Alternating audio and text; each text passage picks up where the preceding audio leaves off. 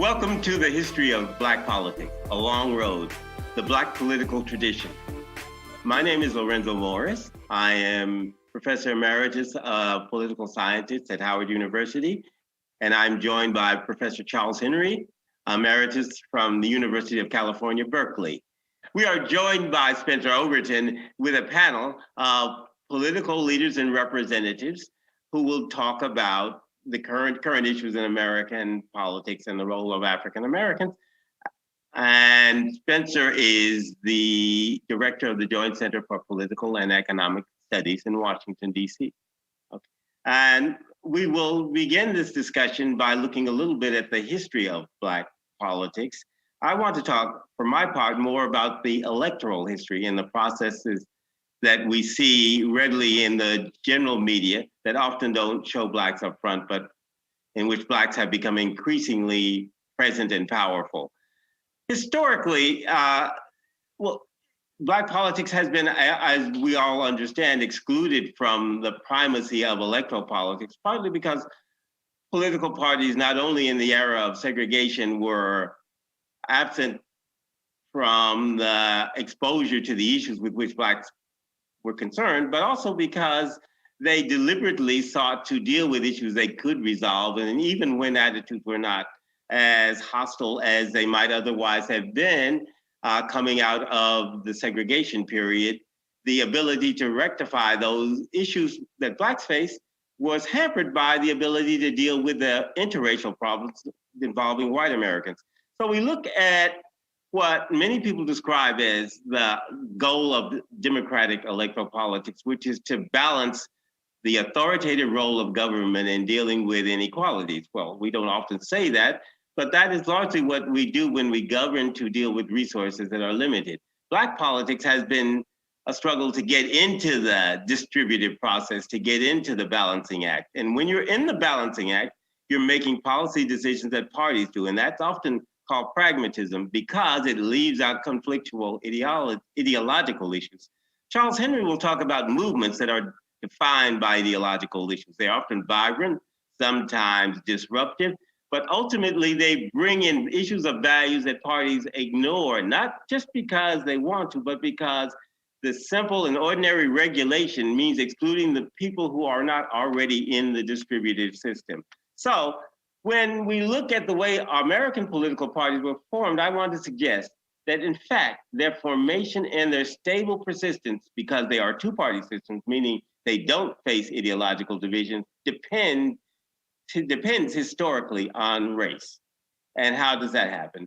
At the end of the Civil War, the famous period of Reconstruction meant that Black people got briefly in what Du Bois called Black Reconstruction into some political power.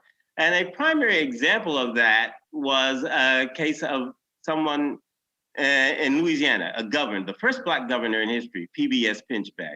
And while a bit outrageous in his behavior and very politically competitive, PBS Pinchback in many ways strikes the practical chord of the politician that many elected political leaders would become. And his success, even in that period, in an interracial environment with an interracial coalition, not a friendly one, can look a little bit or remind one of Obama's penetration of presidential power in 2008. And what is interesting about it is that he was confronted with a movement-style politics of former slave leaders. And in this case, a guy named Oscar Dunn. And Oscar Dunn had been very successful. He was killed in the process, not by PBS Pinchback, but he built a movement around equity issues and even talked about workers' rights in the period coming there. PBS Pinchback, however, built a coalition and was succeeded in becoming the third Black member of the US Senate, according to Haynes Walton. But that's a fact unknown in larger history because the Senate refused to put his name in the public records, while they did in fact acknowledge him as a member by paying him as a Senate member. But he was not given the formal recognition that would be appropriate for that position. Party politics under Obama draws on what would later become in the post-Civil War period, this kind of practical exclusion of ideological issues so that rather than deal with the lingering issues of slavery, you dealt with other issues. Now, why is that so important for party politics rather than just for Blacks? because when when Reconstruction ended in 1877, it ended with a compromise. And that compromise said in effect that we would let the South free from the control of the North and exercise full power, and we would guarantee that race would not interfere with party politics at a national level. And that was very important because race was not only a major ideological issue, but it was linked to other ideological issues. In that time period, it was linked to the emergence of unions and labor, which would occur in the 1880s. It was linked to the beginnings of women's voting rights movements. It was linked to industrialization, and it was linked to the regional and national expansion, or the continuation of Manifest Destiny. So that ultimately, by excluding racial issues, which was the agreement, we would not argue over racial issues informally. By excluding racial issues, they excluded all other divisive ideological issues. And so the US built for the first time in world history a two-party system. And that two-party system depends on non-disruptive issues. Now, how would you know you keep them out? The test is race. As a little bit as Lonnie Guinier has called it, it became the barrier against which one had to fight, which one had to cross if you were going to deal with the other more complex issues. And so conservative politicians or liberals could often throw out these issues in the past time periods when they emerged to threaten party politics.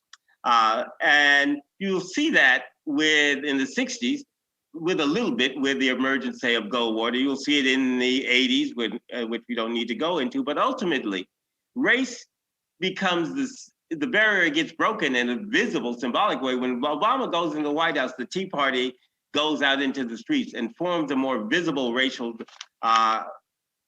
presence. And that is important, not so much because they are hostile or powerful or anything else, but because the inability of parties to deal with race is related to the inability to deal with the inequalities that the people in the Tea Party may feel, the economic inequalities, the labor inequalities, and other things.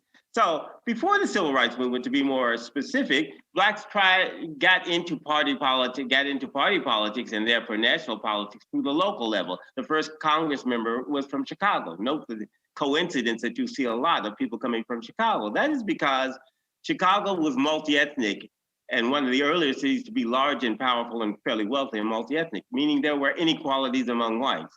And those allowed for Blacks to penetrate the system. And the first congressman there did not upset the system by bringing racial issues and became part of machine politics. Later on, you would get, as Charles Henry would note, in the years following the emergence of Black conscious movements such as Garvey, you will get union leaders becoming lobbyists. So this is another kind of politics. You get urban politics and machines, and then you get union leaders that become lobbyists, as A. Philip Randolph did in getting FDR to allow for the protection of Blacks, the inclusion of Blacks in some defense contracts and in the military. And so these things tended to bring about a place for Blacks in the electoral system, but not with great power. Why? Because the movements were needed to get them in. But the problem with movements is they don't translate normally into electoral structures. And when they do, they are not they are too ideologically significant. That's where people like Fannie Lou Hamer become important, because among all the civil rights leaders, she was the one who saw, even with her overwhelming commitment to civil rights and ideology, that you had to deal with the pragmatic system. And she got the party to include Blacks and women in formal representation. It was still without ideological focus. I mean, meaning it was bipartisan. If you will remember, those who study this, that Dirksen and the Republicans supported Johnson in the 1964 Civil Rights Act. Finally, shortly after that, again, going back to Goldwater and then to Reagan, finally there was a bit of a fissure, a break between what parties could do in accepting Blacks in these formal roles without the issues that came along with them. And then, of course, when Obama comes in, you get the more explicit presence of these kinds of things, this kind of recognition that there are ideological issues that affect white Americans that are exposed by their consciousness of other kinds of inequalities, and meaning they blame can be spread around, but not, unfortunately, to the various sources of wealth that they may see as a barrier to their greater wealth or a barrier to retaining wealth and position. So when, for example, and another point that I think follows in movements in a different way, Black Lives Matter emerges. Black Lives Matter gets a response because it has a very low-level ideological component, since it is simply asking for rights and privileges. But unlike that initial appearance, and it's linked to the treatment of police and other things, it has a structural component that has to do with profound levels of inequalities. So it stands there at the brink, and it comes in response to people seeing race as successful and powerful, even if incorrectly so, who have a declining power under Obama. And unfortunately now, with the current president, the cat was out of the bag. It was legitimate and possible to talk about race, but what no one had initially understood that it would aggravate a sense of a lot of other inequalities among whites and blacks and make the system more untenable. And yet it would mean that the importance of blacks in representative positions are important. And that is where we get to when we turn now to Spencer Overton and the panel which he will lead. Welcome to the history of Black politics, a long road, the Black political tradition. My name is Spencer Overton. I'm the president of the Joint Center for Political and Economic Studies. That's America's Black think tank. With us today, we've got Congressman James Clyburn. He's the U.S. Majority Whip and representative from the 6th District of South Carolina. We've also got Congresswoman Eleanor Holmes-Norton, District of Columbia delegate to the U.S. House of Representatives. We've got Congresswoman Maxine Waters. She's the U.S. representative from the 43rd District of California and also chair of the House Financial Services Committee. We've got Mayor Willie Brown, the former Speaker of the California State Assembly and the first Black mayor of San Francisco. You know, I just want to start off by saying thanks to them all for all the contributions that they make to our country, to Black communities, and also the contributions that they've made to the Joint Center specifically. They've all been great contributors to the history of the Joint Center.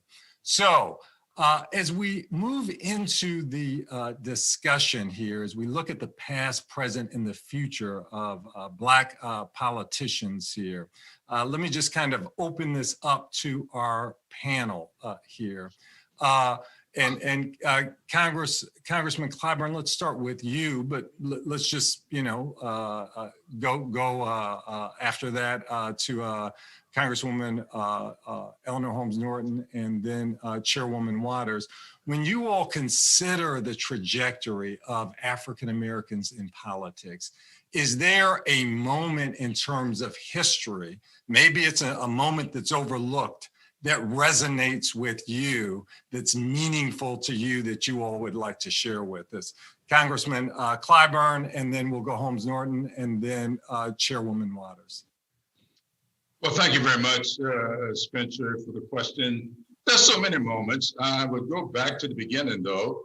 On December 12th, here 2020, we'll be celebrating the 150th anniversary of the swearing in of Joseph Hayne Rainey, the first African-American to be elected to the United States Congress. Now, back then, he was elected, of course, in 1870. And back then, though there were two senators, African-American senators, they were not elected at that time. And so when it comes to elections, it was Joseph Hayne Rainey, who was born and raised in Georgetown, South Carolina. And of course, he represented many of the same communities that I'm now privileged 150 years later to represent. Now, another big period for me was date, I would say, 1897 and 1901. 1897 was when George Washington Murray, the last Black person from South Carolina until I got elected in 1992. So from 1897 to 1992, 95 years is what I think we ought to keep in mind. And I say that because we are beginning to experience in this country today because of the interposition and words of nullification coming from the current president of the United States. I would say, if you look back over that period between 1870, when Rainey was elected, and 1897, when George Washington Murray left, though he left 5 years before George White from North Carolina left, of course, in 1901, you're going to find some of the same rhetoric today that we heard back then. So to me, November 3rd, 2020, 150 years after the first African American got elected, we elected a president that I think will arrest the slide backwards that had begun to take place. Congresswoman Holmes-Norton, pivotal moment to you that's meaningful? My good friend talks about the members of Congress and the many members of Congress who came after the Civil War. But it should be noted that that was before the South was admitted. That's what enabled so many African Americans to be elected. I rejoice in what has now happened in the House of Representatives. I know in the last Congress we had 53 African American members. That number has grown because of the past election for the 117th Congress. I remember full well that there were only 4 of us who were African Americans when I came to Congress 30 years ago. So you have seen the exponential growth of African Americans sitting in the House of Representatives, and I'm not even talking yet about the Senate. I'm talking about the House, the People's House, where I think we are within our rights to measure racial progress. When we see the increase in African Americans in the House of Representatives, we are seeing progress in our country because each of them represents separate districts and have to be elected most often from the votes of both whites and blacks. So the Congressional Black Caucus seems to me to be an appropriate measure of how far African Americans have come in representation and in making progress for their own people. Thank you so much. Chairwoman Waters, something that's special to you about history, and then also any thoughts about why we know so little and so many people know so little about Black political history. So anything that's special to you and why don't we know more? Well, as you raised the question, I started really thinking about a period in history that I consider special. My husband, for example, was the ambassador to the Commonwealth of the Bahamas. And I don't want to talk about him, but I want to talk about Bahamian people and what they talked about to me relative to Black elected officials and Black history. Adam Clayton Powell. Adam Clayton Powell served from 1945 to 1971. Adam Clayton Powell came to this position in a manner and with the kind of attitude that was just unheard of. He was proud, he was arrogant, he was bold. And at one point in time, as I looked at his history, he had literally raised more money for, New York and the African American community in all of New York than all of us put together at one point, all of the Black Caucus members put together. I don't remember what year that was that I looked at it. But for me, I think that Adam Clayton Powell, in many ways, was a turning point in the ascension of African Americans into the Congress of the United States and into leadership in politics. Of course, his arrogance perhaps was a cause of what caused him to be thrown out, literally, of the Congress of the United States, but said something about the fact that we belonged in Congress. We belonged, providing leadership. We belonged to ask for money. We belonged in politics in order to represent. And so for me, Adam Clayton Powell stands as a fine example of not taking stuff off of anybody, but basically, speaking your mind, speaking truth to power, and advocating. Okay, all right, well, thank you. Mayor Brown, we'll just ask you quickly, a historical moment in terms of African Americans that resonates with you, something maybe most people don't know about, but that resonates with you. Well, it was unusual in that a person at the time that I entered the legislature, first person of color from San Francisco. California was still more of a separate and distinct pace for white people, more than it is even today at that time. And so when I became a legislator, it was unusual. They had only had 6 African Americans in that position. And one, Gus Hawkins, had been probably the most famous of all of them. And it was amazing that when I arrived there, I was seated with a person who was a Republican and a staunch racist, but they wanted that person to be stuck with me, not me stuck with him, because he could not handle the fact that I had been given the responsibility to try to reform him. I sat with him for only 2 years, but it caused him to flip out and leave. And that's probably my most significant occasion in this business of the world of politics, period.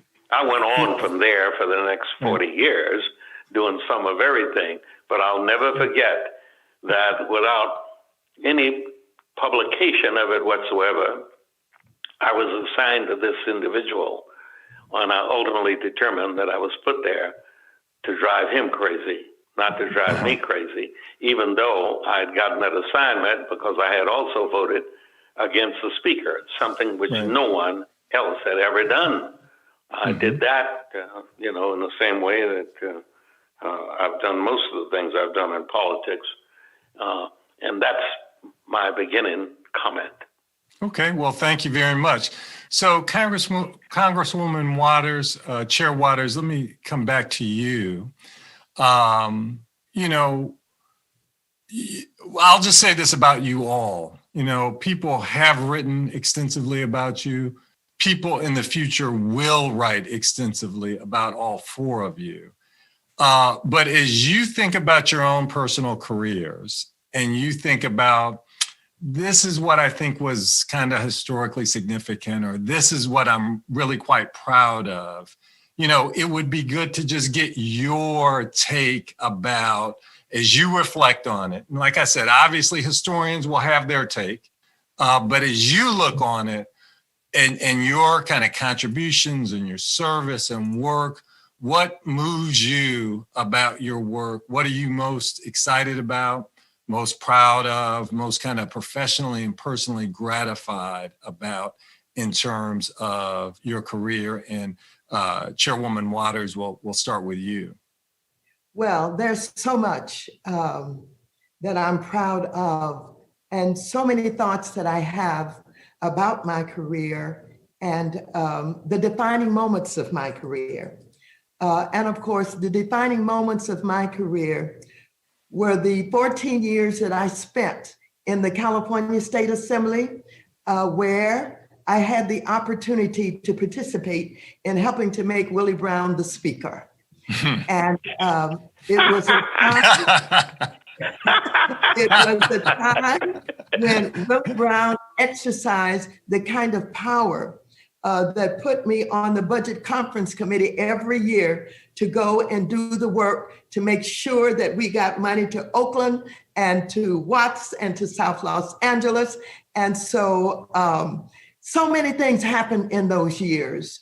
Of course, I was in leadership positions under Willie Brown, you know, as the Democratic Caucus chair, as a whip, but I had the opportunity to put forth the kind of legislation that I think defines me. I had legislation to divest all of our public pension funds and our teacher pension funds from businesses that were doing business in South Africa, as I fought to free Nelson Mandela. And so we were very successful in that movement. We started in that movement in California and joined with others in the United States Congress, Ron Dellums and some others, went around the country and you know, got colleges and universities involved. And of course, we all celebrated when Nelson Mandela was released from jail. I got to know Winnie Mandela so very well. I considered and I announced, even though I didn't know what I was talking about, that I had become a member of the ANC, the African National Congress, because they had all of these young, bright individuals who were going around the world gaining support, et cetera. And I'll never forget when he was released from prison and we spent all night dancing and singing and crying. And of course, I had the opportunity to head up the committee that brought him to the United States and to California and to Los Angeles, where we filled the stadium with over 90,000 people and welcomed he and Winnie Mandela in. And so that's something that, you know, will stay with me forever. And it helps me to understand what is possible. After learning so much about, you know, apartheid and what they had gone through and who he was. And I sit here today inspired by, you know, not only Nelson Mandela, but the Willie Browns who did something unusual and really pushing me forward as a young Black woman in the California legislature when women were really just coming into their own. And so I'm now the chair of the Financial Services Committee. And I'm really the chair of chairmen. Because in my committee now, I have Chair Meeks, who's the chair of the Foreign Affairs, and I have Chair Scott, who's now chair of the Agriculture Committee. And I have also Lydia Velasquez, who is the chair of the Small Business Committee, all sitting on the Financial Services Committee. Here I am, one of 13 children, born in St. Louis, Missouri, walked through the snow without snow boots. No raincoats, never knowing what was going to happen to my future. And now I'm sitting in the Congress of the United States, not only chairing one of the most powerful committees, but I'm the chair of chairs who are sitting on my committee. What more can you ask for? What more can be defining moments for you? That is all significant. And obviously there's more work that to be done and that you're doing right now. Congresswoman Holmes-Norton, as you look back, you've been so involved, I know, in terms of the Joint Center, I know in terms of DC, in terms of the Civil Rights Movement. As you reflect on, you know, these different contributions that you've made, what, you know, really resonates with you? What do you feel really great about, you know, in the past historically that's significant? Well, I had many opportunities to make contributions. I was chair of the Equal Employment Opportunity Commission, even before I came to Congress. That was what I saw was a crowning joy of my career, and that's before I even thought of coming to Congress. But I must say that if you were to ask me what has been most important, I would have to begin with coming to Congress as a member whose residents pay the highest federal taxes per capita in the United States, but does not have the same rights as the members with whom she sits. So I've had to get everything for my district without the full vote, and with Republicans often not only standing in the way, but trying to keep me from getting what other members can get simply by putting in a bill and getting a majority. I have not had the full vote, and I'm going to talk about that in a second. But when I came to Congress, I really didn't come thinking about what I don't have. I came thinking about what I could do. And I have been able, without the full vote, to pass many bills in the Congress. And if I may say so, I have been in the minority most of my years in the Congress, and yet we have passed bills. One of my proudest is DC TAG tuition access grants.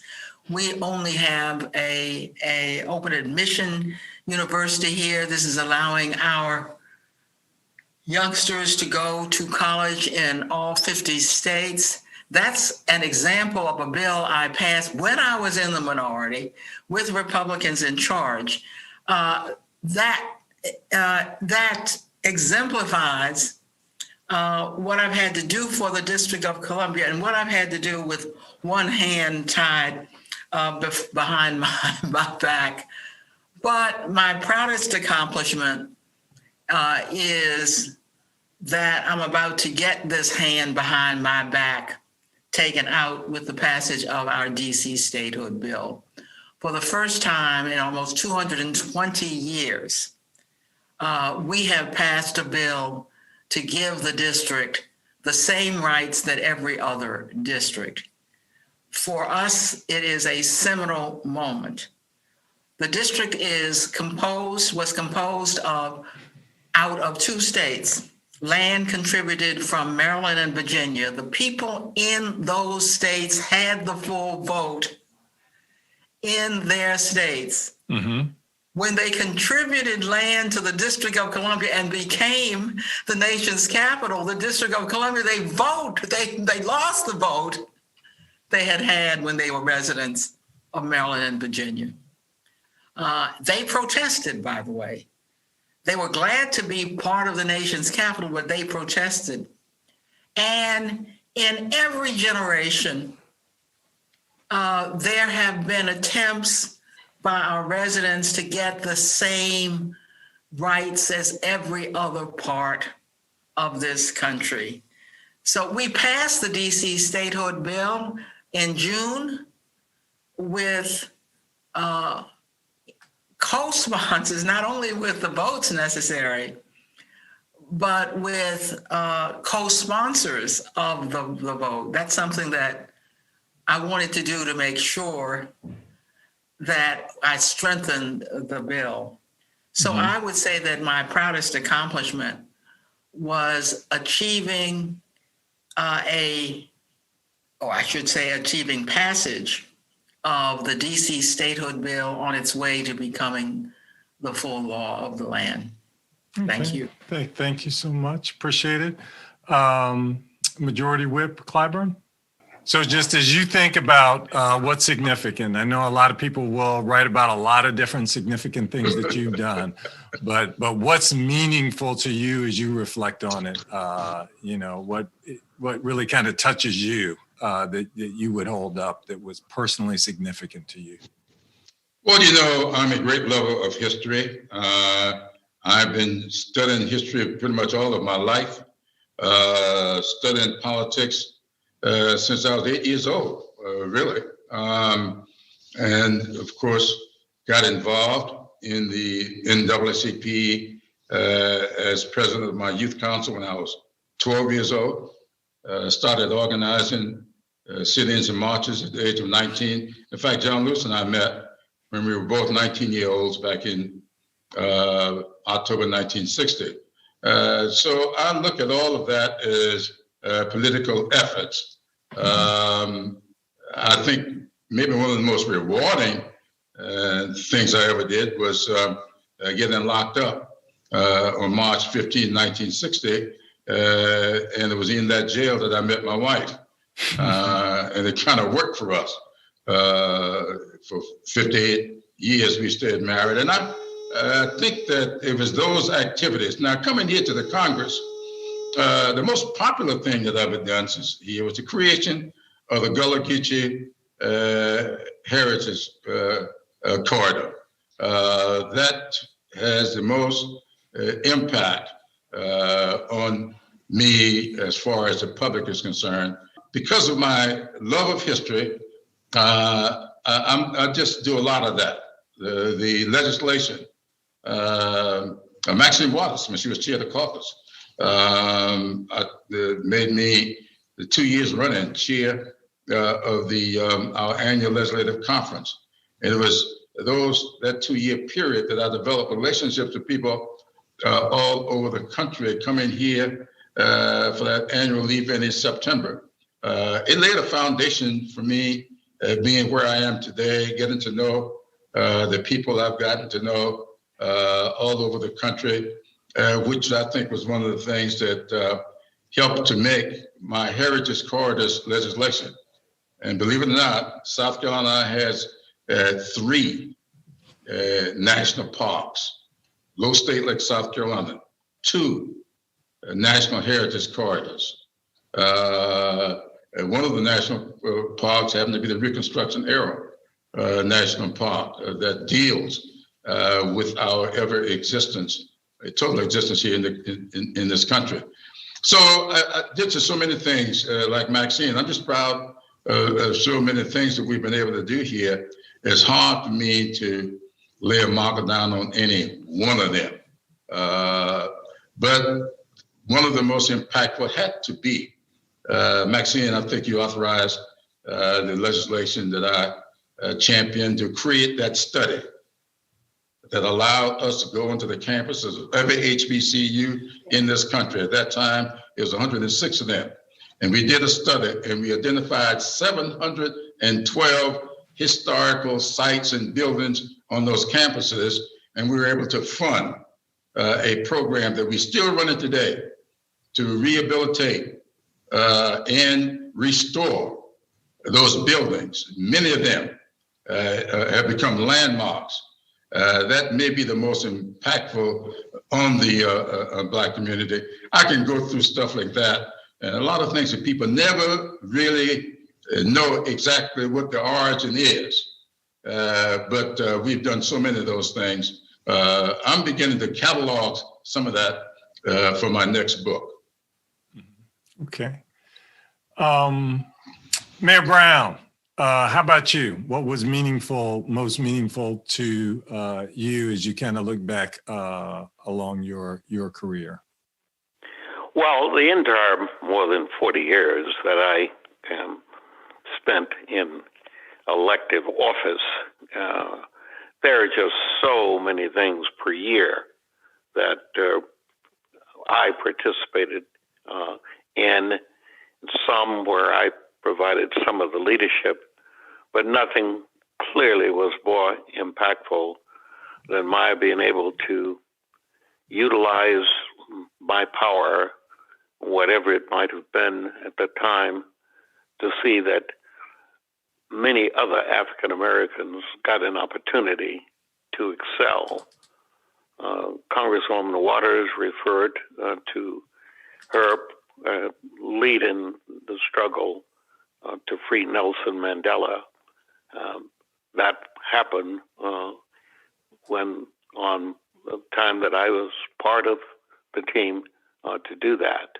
When you think in terms of the current chair of the Congressional Black Caucus, I actually talked her into running for Speaker of the California State Assembly, somewhat similar to what Maxine Waters and Elihu Harris and Mike Roos did for me when they had me become the Speaker, a speakership which lasted twice as long as anyone else in the history of California, 14 and a half years.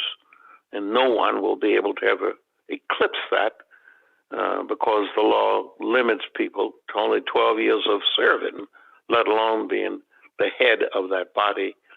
And I was head of that body when only 2 years of that 14 and a half years was there a Democratic governor, Jerry Brown, in his first tour of duty as the governor of the state of California. 2 years of his tenure was all I had that shared with me. The other 12 years of my 12 and a half years, it was all Republican governors, George Deukmejian and Pete Wilson. In that time period, we did a number of really great things that if we went year by year, you would do what Maxine referred to on the question of Nelson Mandela. You could do the first state ever to control assault weapons and weapons of mass destruction from gun standpoint. We did incredible work in that we assigned folk to leadership roles on the basis they were black or women in places where they had never been. And then I got a chance to become the first, after being the first black speaker, the first black mayor of San Francisco. And in that process, created a whole new generation of folk who are still part of the electoral, the appointed leadership. So my great pride was in opening the door to let other people walk through, while at the same time making California a great place for national involvement by black people. We, for many years, were the foundation in political fundraising activities for blacks running all over the country. 2 black women have become U.S. senators, one of them from California, the one who's about to become the first vice president, and the other one was from Chicago, Carol Moseley Braun. We did those. We did when David Dinkins made himself available for the mayorship of New York. We did the efforts to see that happens. When Jesse Jackson decided to become a candidate for the presidency, following in the footsteps of Shirley Chisholm, we did that. As a matter of fact, I chaired the Jackson national effort, and that national effort translated into the opportunity to have a person in the cabinet named Ron Brown, late Ron Brown, who eventually in life ended in that airplane accident. But if I'd go through year by year, it would help in one fashion or another Jim Clyburn write the history, because Jim's first book, I actually hosted the book signing on Sutter Street for Clyburn's very, very first book. And I hope I'm around to do the same for his second book. And I must tell you that I still follow Maxine Waters really closely. And I love the fact that reclaiming her time, when they talk about the power of Maxine Waters in her book, it is just awesome that so many African Americans I had the opportunity to work with in almost every state in the union, period. And when I ran for mayor, believe it or not, the Black Caucus legislators came out of Washington, out of New York. They came all over to see that I would be successful at becoming the first black mayor of San Francisco. And that was a long time ago. All those are things that you reflect upon, and it brings a smile to my face. But I'm telling you, nothing pleased me more than when this racist got run out of the legislature emotionally because he had to be my seatmate. That's a moment I'll never forget in history. Mm-hmm. Now, before we turn toward kind of this historic moment that we're in the future, the HistoryMakers is quite concerned about the loss of 20th century African-American history, I think also 21st century African-American history, especially with the increasing deaths of those who made significant contributions. Less than 1% of those interviewed have any plans for their papers. You know, if an action's not taken within the next 5 to 10 years, it'll be too late. Now, a lot of institutions, frankly, they don't have resources to properly care and digitize papers here. So the HistoryMaker seeks to be a digital repository for the Black experience by digitizing the papers of, you know, the 3,400 African Americans it has interviewed. You know, it needs the resources to do so. There are also many other Black institutions like Howard University's Moreland Spingarn Research Center, Hampton University's archives, as well as Black collections at mainstream institutions like Wayne State's Damon J. Keith collection and the University of South Carolina and their Black collections that would benefit from investing in the preservation and the digitization of the papers of Black folks. Would a line item appropriation be possible? You know, would any of you all support, you know, a commitment of funds to support Black history in terms of at these different institutions? And I think a related question to that is, do each of you have plans for the preservation of your personal collections of papers? And with that one, we will go ahead and let's start with Congresswoman Holmes-Norton and then go to the whip. I believe that a line item to preserve Black history papers could be achieved. I say so because we have so many African Americans in the Congress who are members of the Appropriation Committee, and that's where that is perhaps most likely to be done, added to an appropriation. You are certainly right to be cautious about the loss of African-American history. For my own papers, I would probably leave them to the Library of Congress here in the District of Columbia. There, I know they would be digitized and well cared for. And that is something that members really have to consider, to leave your papers so that they are preserved, so others may in fact see them should they desire, and so that there is an institution capable of preserving them and updating them. Majority Whip? Absolutely. I think that the same process that we used with the restoration of historic buildings and sites on the campuses of colleges, HBCUs in the country. That same thought process could be put forward for such a network. I would advise, though, that we look at something like we did with the Reconstruction era.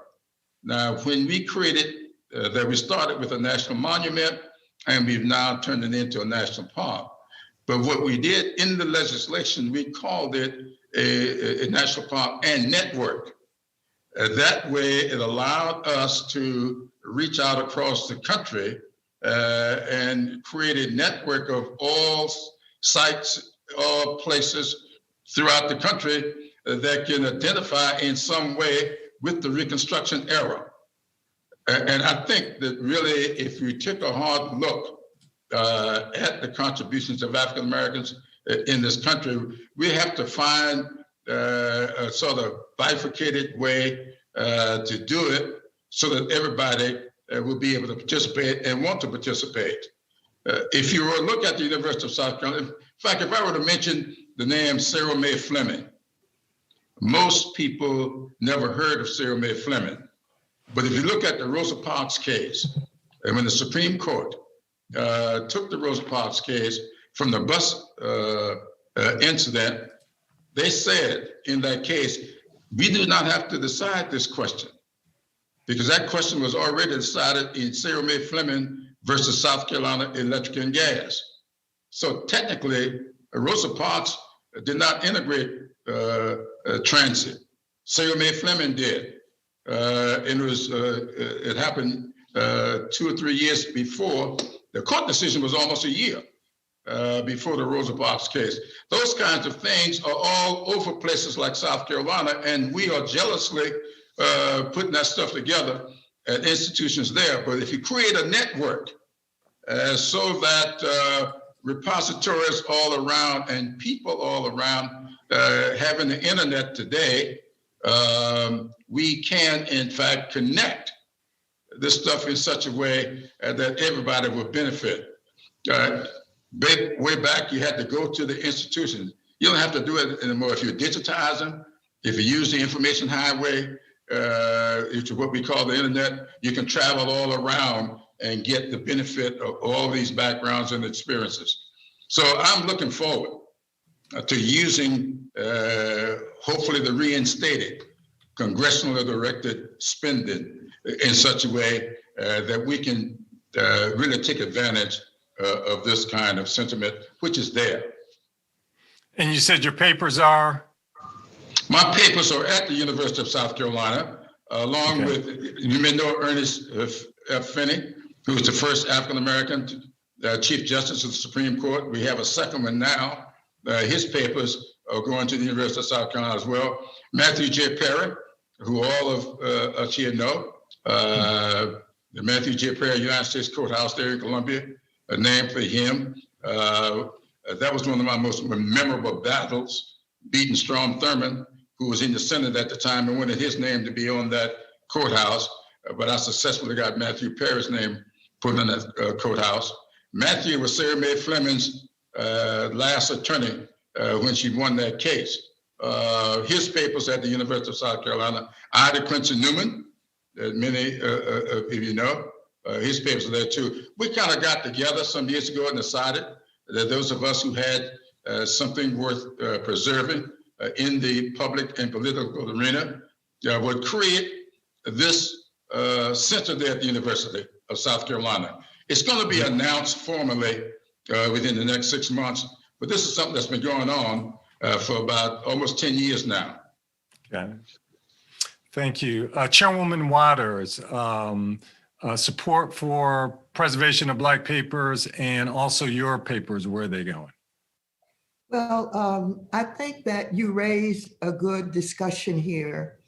And I think that all of us must make this a priority, in our career, that we're going to be responsible for seeing to it that our papers are preserved. I think that really one of the things we need to do is to have someone on staff with the responsibility to do certain things in preparation for and in preparation with others in order to get this done. Now, here in Congress, we have staffs, and what we can have as a staff person is really dictated by the rules of Congress. But I think there's room for us to have on our staff someone who pays special attention to the fact that certain things must be preserved and kept in places where they can be retrieved. And we have to make some decisions, as Jim has done, about where we want them to go.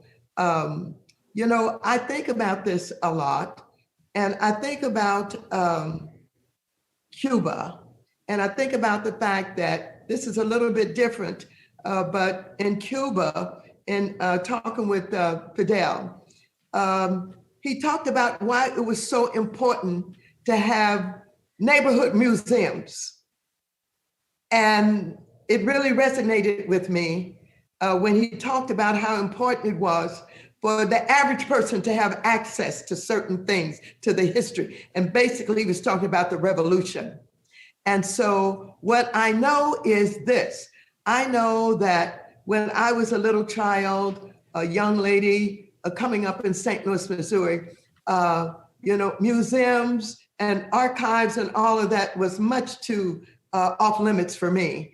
I didn't think that, I had the right to have access, to these big, huge, beautiful buildings. And so I wonder a lot about how to make my papers available to the average young person, the average person in communities where you don't have the big, important museums. The museums appear unreachable or unobtainable for them. So I think about it a lot. I have not made certain decisions that I know that should be made, but I do know that I am a pack rat and I don't throw away anything. And so I know that it's going to be there. It's going to need a little bit of organizing, but my people will know exactly where the papers are. And so I'm thinking about where they should go. I have not made that decision. Okay, and quickly, Mayor Brown, where are your papers going? My papers are already at San Francisco State University. It's the college that I graduated from before graduating from law school. They have been digitized. Every plaque that I ever received, every honor that was ever extended to me, every photograph. And what they've done is that they have magically put together an operation, given me one section of the library on that campus, and people can access me, my career, and all the things that happen there. The University of California has sought the same kind of thing in what's called the Bancroft Library. I have agreed to sit with them for many hours, starting back in 1991, to get there in terms of being able to give them every bit of what I know and what I've done and who I've done it with about the state of California and about the nation from the perspective of an African American. That's the kind of thing that I think ultimately needs to be done about Black mayors in this nation. That is a significant place to measure our universal achievements, just as you now have almost 60 members in the Congress on the Black side. You've got that many people that have been mayors of cities in this country, particularly major cities. And that history needs to be done. And I would hope that either we can do it through philanthropic contributions or we can do it in connection with the new Smithsonian that I sat with and worked with for 8 years. And the Congress provided more than $300 million to make that museum possible. A combination of all those things ought to be able to help us establish a place for the history of people of color in the electoral world of America. Okay, all right. Well, thank you. So now we're about at time. So if we could just do one sentence from each of you here. And let's start with Chairwoman Waters and then do Mr. Clyburn, Ms. Norton, and Mayor Brown. And that is one sentence on the significance of this historic moment to the future. So this moment that we're in, how is it historically significant, and our future as African Americans? And so just one sentence to kind of sum that up from each of you would be wonderful. Chairwoman Waters, let's start with you and then go to the majority whip. We're at a moment in time in the history of this country where we saw some of the greatest protests. And I thought the protest movement basically had ended with the civil rights movement. But when I saw Blacks, whites, Greens, everybody take to the street following the murder of George Floyd up in Minnesota, then I knew and really believed that change was in the air. And as we have progressed in this legislation, this campaign that we've been in 2020, I can see that change is becoming realized with the new possible administration. Thank you. Mr. Clyburn, a sentence on this historical moment in the future.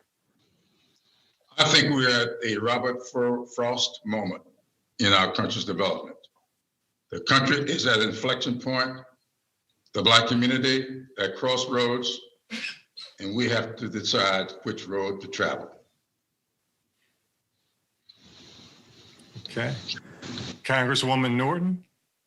At the moment of crisis where we find ourselves, I believe that our nation is better served during this coronavirus pandemic, the first time in 100 years, that African Americans are in office, in state houses, and in the Congress to make sure that our community is fairly treated. Thank you so much. And Mayor Brown? When you reflect upon this moment and you think back to the 60s, you've got to know that the 3 M's, Martin, Malcolm, and others, would be more than happy to have witnessed every bit of what has occurred in the last 12 months or more in this nation as it relates to Black people. We have finally merged the 60s with the 2020s, and things are, as Maxine Waters says, really changing. All right. Well, I would like to thank all 4 history makers who have joined us. They've made history in the past, but they are continuing to lead us and continuing to make significant contributions. And we thank them for their leadership. We also look to you all for mentoring, to kind of teach us and show us how to kind of pick up and continue to build on all the contributions that you've made. We also thank History Makers for providing this platform and preserving Black history in the United States. Thank you so much. I'm Charles Henry, a professor emeritus of African American Studies at UC Berkeley. And I've been given the daunting task of following up that panel, that very interesting discussion of electoral politics with Representatives Waters, Eleanor Holmes-Norton, and James Clyburn, as well as Mayor Willie Brown, and putting it in a context of non-electoral politics or movements. Of course, the original politics were not electoral politics among African Americans because we didn't have the opportunity to participate in the electoral system. So a longer period of our history has involved non-electoral politics, from the individual politics of the family on up to the establishment of Black institutions. And that's what I want to try to talk to very briefly. And the way I can do that is to talk about a couple of tendencies in the history of Black politics. One is towards nationalism, and the other current is towards integrationism. And I think we can identify 3 themes that we can look at in each category over these periods. In nationalism, one period is coexistence. And this coexistence was a result of Blacks being pushed out of mainstream white society and being forced to establish their own institutions. So we have the establishment of the Black church, for example, by Richard Allen, who attempted to integrate the white Methodist church, was thrown out and formed his own denomination, the African Methodist Episcopal Church. Or in the same vein, Prince Hall, who attempted to integrate the white Masonic lodges, was not permitted to, and formed his own Masonic orders. In the 20th century, we have the same phenomena of Black lawyers not being permitted to join the American Bar Association and forming their own associations. The same thing with Black doctors. So this is the notion of a separate kind of existence, nationalism very broadly defined, but a kind of coexistence. There's another theme, though, of emigration, of those who don't want to coexist because they don't think they'll be treated equally. And therefore, they move out. They form separate cities, they form separate states, or they want to move to another country. an example of the separate towns, the exoduster movement in the 1870s to places like Texas and Oklahoma and Kansas, formation of separate cities. There was hope among some of getting a separate state in a place like Oklahoma. Then we have a movement towards separate countries. Martin Delany is the most notable individual looking in Latin America as well as Africa for a possible home for African Americans. Edward Blyden is another very important person who actually emigrated to Liberia and became Secretary of State there. But the most prominent emigrationist at the turn of the century, really following World War I, is Marcus Garvey, who led the largest mass movement in the history of Black politics in the United States. And Garvey represents a diasporan element in that as a result of World War I and the Great Migration, there's a large concentration of not only African Americans, but people from the Caribbean and elsewhere that form a basis of the Garvey movement. And I think it's important to note that when Robert Hill published the first volume of the Garvey Papers and went on a speaking tour, he was amazed at all the people that came forward and said, you know, my grandfather, my aunt, my sister was in the Garvey movement, and we have all these papers in the basement or in the attic, and I didn't know they were valuable. And Robert Hill got so many inquiries as a result of this that he had to publish several more volumes of the Garvey Papers. So look at what you have in your home that might be valuable in terms of preserving Black political history.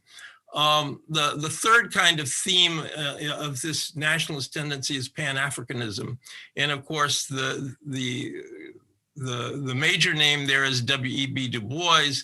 The Pan-Africanist movement and the five major conferences are generally anti-colonialist in tone, but there's also a cultural side to Pan-Africanism, as we see in Paul Robeson, as we see in the Harlem Renaissance in the 1920s and the references to Africa, and as we see in the 60s and 70s with groups like the Congress of African People led by Amiri Baraka and the cultural nationalist formations that flow out of that. Now, that's one side of non-electoral politics. The other, more integrationist side, is represented, I think, by three themes that we can talk about over the course of a couple of hundred years. And of course, the first one is abolitionism. And the first real nationwide discussions of abolitionism in the African-American community occur in the Negro National Convention movement in the 1840s and 50s. And we see people like Delany, but also, of course, Frederick Douglass and Sojourner Truth playing major roles in discussing whether abolition should be immediate or whether it should be compensated, whether Blacks should remove themselves as the American Colonization Society wants and go back to Africa. And these are major debates during this period leading up to the Civil War. Another major theme that flows especially out of the Civil War is education. And after abolition, education is the issue most discussed in the national Black political community. And of course, we have the Freedmen's Bureau schools. Blacks just out of slavery are able to make contributions to these schools. And we have adults coming into these schools wanting to learn how to read their names or to read the Bible. And of course, this emphasis on education extends through Booker T. Washington, extends through the formation of Black colleges, the great debate at the turn of the 20th century between vocational education as pushed by Booker T. Washington and liberal arts education as pushed by Du Bois.